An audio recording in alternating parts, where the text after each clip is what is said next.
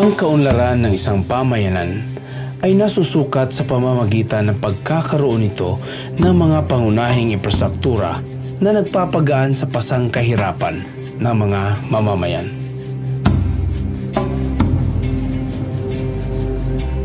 Ang kakulangan ng infrastruktura at pasilidad na kinakailangan ng pinakamababang pangkat sa lipunan ang siyang naging dahilan kung bakit naging limitado ang pag-unlad ng isang bayan. At naging limitado rin ang pag-usbong ng oportunidad. Naging dahilan din ito upang maisip ng iba nating mga kababayan na sila'y napabayaan na ng gobyerno at nagudyok sa kanila upang magsialsa laban sa pamahalaan na ang kanilang hinaing ay marinig at mabigyan ng pansin.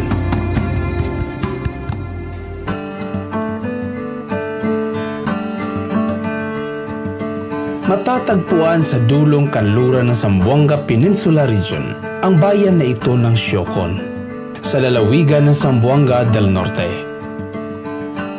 Sa unang tingin, ang bayan na ito ay animoy nakaupo sa palayok ng ginto na minsan ang naging mining capital ng rehiyon. Mahigit 2 dekada na ang nakaraan. Nauuri bilang third-class municipality na binubuo ng 26 na barangay na pinaninirahan ng mga Muslim, Kristiyano at Subanen. At halos 70% ng mga manggagawa ay nakatuon sa agricultural na hanapbuhay.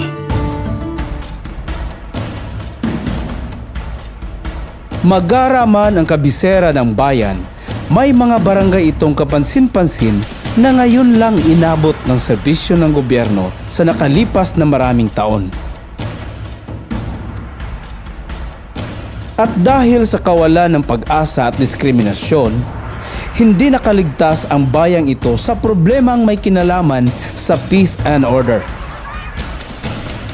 Patunay nito ang pagkakaroon ng mga kampo ng MNLF at MILF na nagdudulot ng kaba at takot sa mga residente kung sakaling magkakaroon ng digmaan sa kanilang lugar.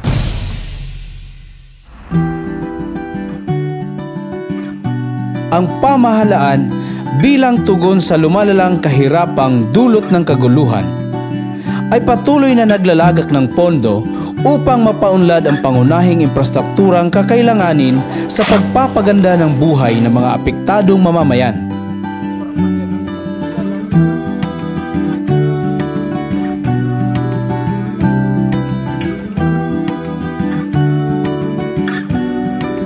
Ang Payapa at Masaganang Pamayanan Program o PAMANA ng Office of the Presidential Advisor on Peace Process ay dinisenyo para sa komunidad na masyadong naapektuhan ng kaguluhan.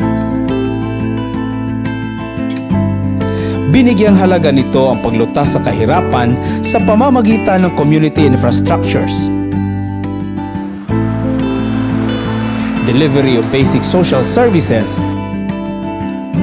at partisipasyon ng mga mamamayan sa gawaing pangkapayapaan at pagpapaunlad ng lokal na pamahalaan. PAMANA is the National Government Peace and Development Framework designed to respond and strengthen peace-building, reconstruction, and development in conflict-affected communities. The main objective of the program is to reduce poverty through community infrastructures and focus delivery of basic social services. 3 proyektong ipinagkaloob sa bayang ito ang sinimulang ipatupad noong nakaraang taon sa kahilingan ng bagong halal na alkalde at dahil na rin sa rekomendasyon ng DILG Region 9. Ang Department of Interior and Local Government bilang ahensyang katuwang ng Pangulo sa pamamahala ng mga local government units ang naatasang mga siwa sa implementasyon ng mga nasabing proyekto. Ang pagpapagawa ng Barangay Tibangaw, Barangay Balagunan Road na umaabot sa 6.1 km ang haba ay maituturing na pambihirang tagumpay ng pamahalaan tungo sa kaunlaran at kapayapaan ng bayan at rehiyon. Ito ay may kabuuang halagang 30 milyon na ngayon ay nasa 93% completion na. What I did is, niadto ko sa mga barangay, isulod ako tanan sityos. Kaya para gusto na ko makita kung unsa yun ang tinuod kahimtang sa atong katawhan din sa lungsod sa Siocon. Nag-propose ng project sa OPAP kay kining area naadiri ang atong mga katawan sa lungsod sa Siocon na depressed ba nga murag wala matagaan og pagtagad sa lungsod sa Siocon. Witness mo nga na ganit tay mga igsoon na itong mga Muslim diha nga grabyado sa atong gobyerno tungod sa mga tagad nga naka-establish ko silang kampo diha. Kanang area gyud problema kayo, magsige na sila diya gubot kunya, magsiging bakwit atong mga tao. So wala sila maayong panimuyok, no? So makaluoy kayo. So muna atong gi-priority nga ma-open ang dalan o mabutangan og kining mga suga. So na naman tay suga na abot paingon sa Sitio Panubigan. Ang kulang na to is going Panubigan to proper Malagunan na lang. So nalipay kong dako sa tubag po sa atong problema sa national government, labi na sa Office of the Presidential Advisor on Peace Process, nga gitagaan og pondo in the amount of 30 million para mabrihan nato ning dalan diha.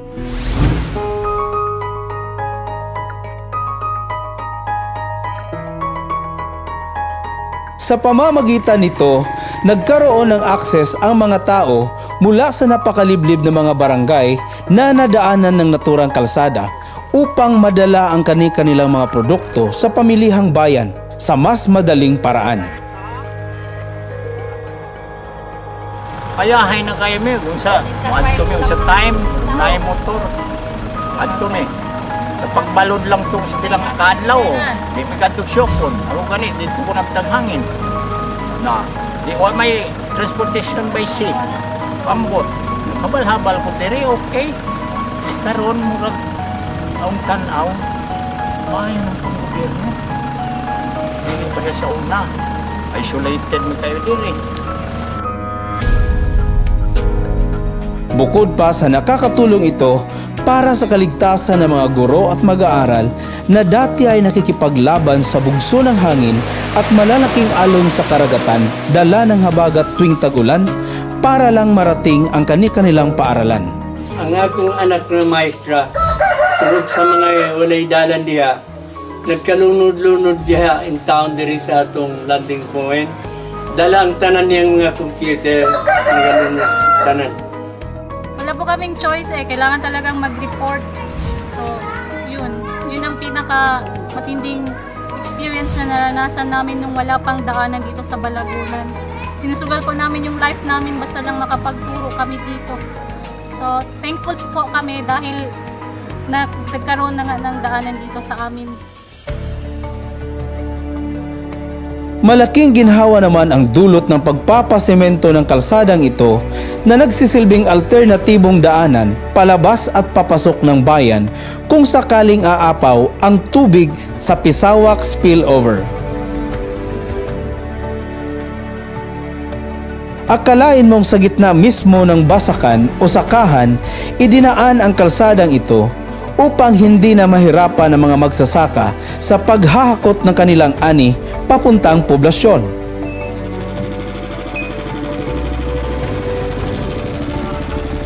Kapansin-pansin naman na nasa standard ang pagkakagawa ng kalsadang ito na may habang 1.920 km sa kabuuang halagang umaabot sa 24 million.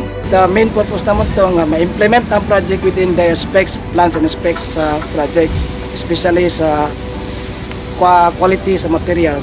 Di po sila in place, at least ipasara sila sa material testing. Amo na siyang i-consider nga sometimes madelay ang project pero dili na mo nga gusto nga makapas-pasta pero mahamper ang quality sa project. The project will not only benefit the locals, but will likewise provide the former members of armed groups an area opportunity to be in harmony with the community and live a normal life. Make them feel that they are not forgotten and that the government is here to help.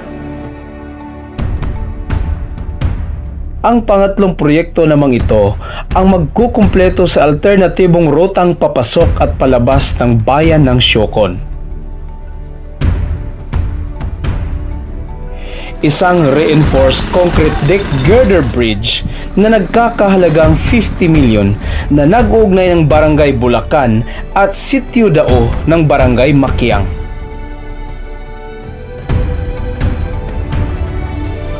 Ito rin ang magsisilbing simbolo ng pagkakaunawaan ng magkabilang prinsipyong pinaghiwalay ng Lituban River.